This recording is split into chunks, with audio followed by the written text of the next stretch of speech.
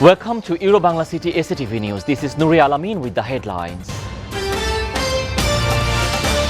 Prime Minister is going to UK and France to attend COP28 Climate Summit. Will receive Bangla Creative Award from UNESCO. After almost 11 hours of outage, the mobile data service, mainly 3G and 4G, started to resume nationwide.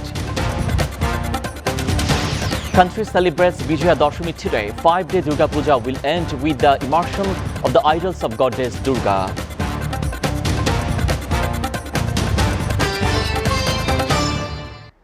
Prime Minister Sheikh Hasina is going to the United Kingdom and France to attend the climate summit and hand over the Bangabandhu Creative Award. At the beginning of her visit on October 31st, she will travel to Glasgow, Scotland, and then to the French capital, Paris, via London. Foreign Minister A.K. Abdul Momen told the reporters at his residence on Thursday.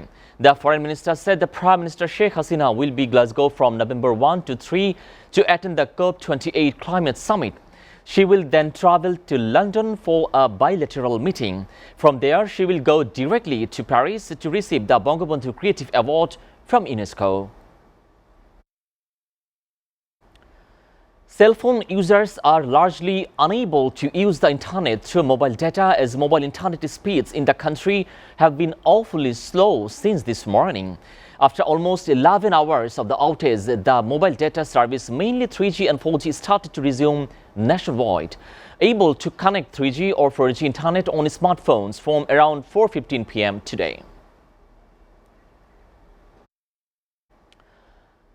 Today, Vijaya Dashami, all around, is the farewell tune of goddess Durga. The ritual of Durga Puja, the biggest religious festival of the followers of the traditional religions, will end today with the abandonment of idols. Durgashta Nashini will lead the model today, a cradle to return of Kailash. Devotees will bid farewell to the goddess with drumming along with continuous mantra recitation, Uludvani and Anjali. Due to Corona, this time there is no procession on Vijaya Dashami. The Durgotsav begins on October 11 with Chandipat, Bodham and Adhibash. For the next 4 days, devotees paid homage to goddess Durga by performing Durga Archana in puja mandapas across the country, including the capital.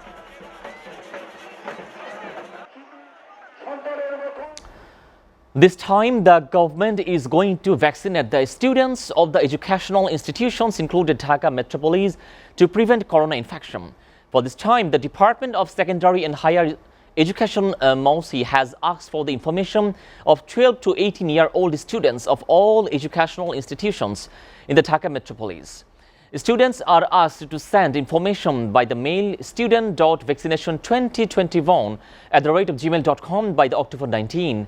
The information was sought in an order signed by the MOSI Director General Syed Mohammad Ghulam Farooq on Thursday.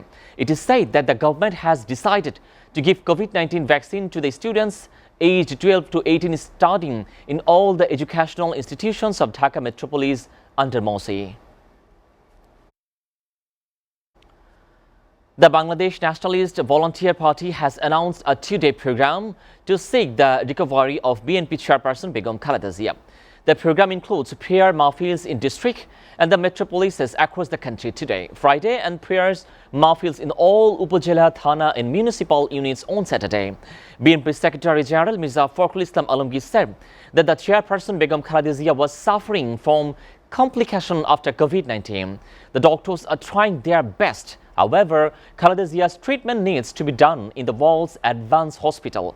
Her treatment is not possible in Bangladesh. She needs to be taken abroad to a complete treatment.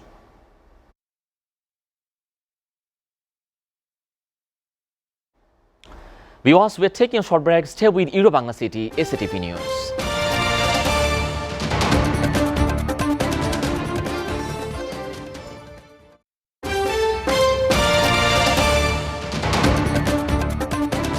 Welcome back, and you are watching Bangla City SATV News. At least 6 people were killed and dozens injured after shots were fired at protesters seeking the removal of judge investigating Beirut's August 2020 port blast. The hundreds of supporters of Iran-backed Hezbollah and its main Shia ally Amal were marching towards the Palace of Justice in the Lebanese capital when shots were reportedly fired by snipers on the rooftop. The social media footage also showed a masked gunman apparently affiliated with the protesters firing RPGs and AK-47s from alleyways as armed clashes ramped up.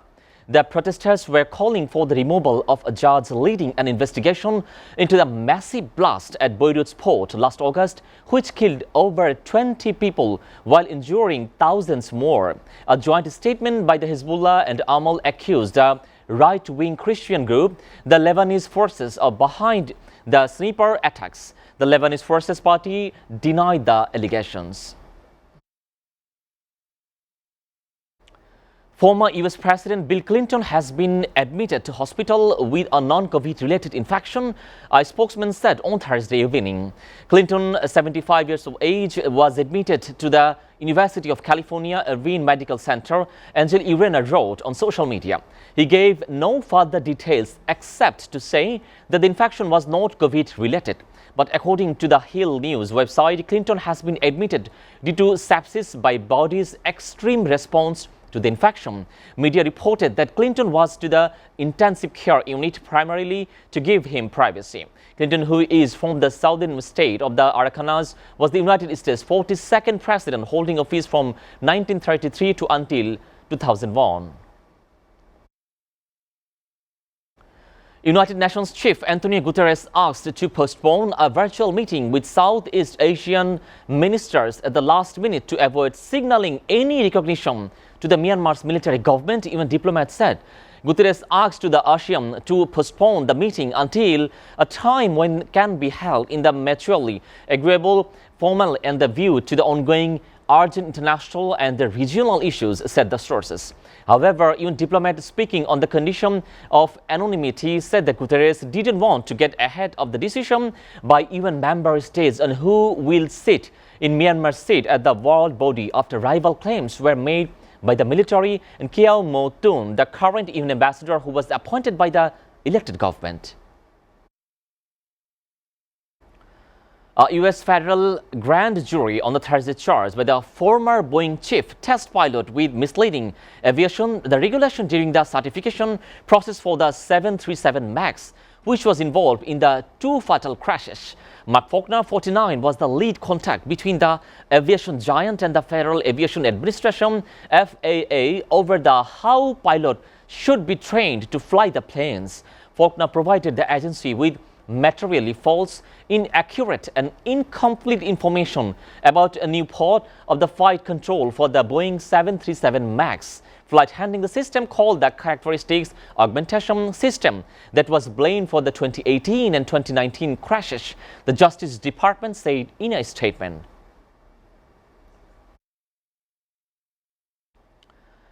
Standing at 7 feet, 0.7 inches tall, Turkey's Rumeysa Gelci has claimed the Guinness World Record title for being the world's tallest living woman. Gelci, 24, the first achieved a Guinness World Record title back in 2014, age 17, when she was awarded the title for the tallest teenager living female.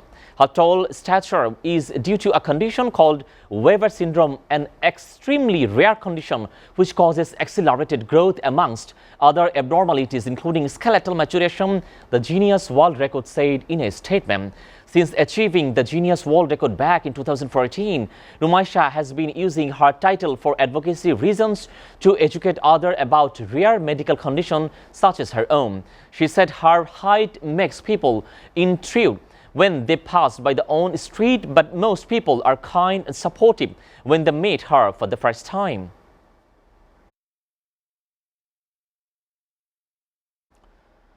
Before ending, we go through the Euro-Bangla City SATV News headlines again. Prime Minister is going to UK and France to attend COP28 Climate Summit. Will receive Bangabandhu Creative Award from UNESCO. After almost 11 hours of outage, the mobile data service, mainly 3G and 4G, started to resume nationwide. country celebrates Vijaya Dashami today. 5-day Durga Puja will end with the immersion of the idols of goddess Durga.